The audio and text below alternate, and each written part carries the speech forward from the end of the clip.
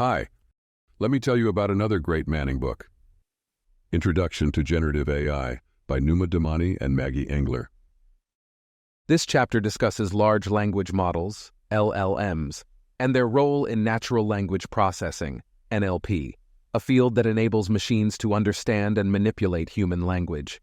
It highlights the evolution of NLP from rule-based systems to statistical methods that learn from large data sets.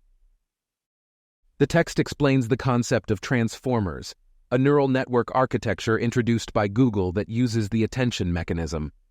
LLMs, used for text generation and classification, predict the best word or token to fit in a given context.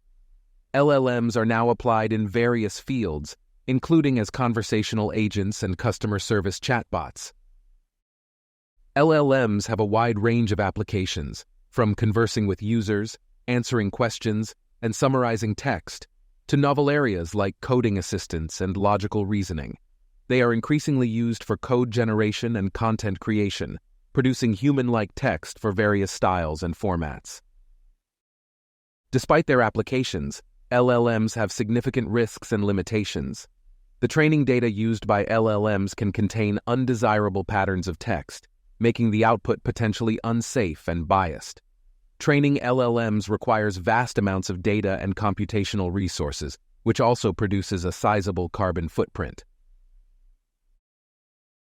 Some examples of conversational models released in late 2022 and early 2023 include OpenAI's ChatGPT, Google's Bard, Microsoft's Bing AI, and Meta's Llama.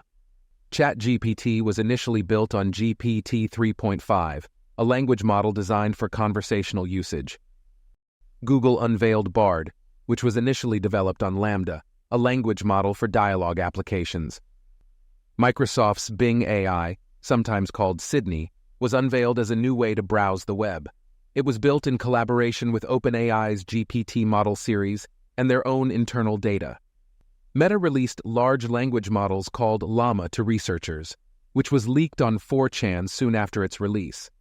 Later, Meta released Llama 2, the next generation of their model, as an open access model.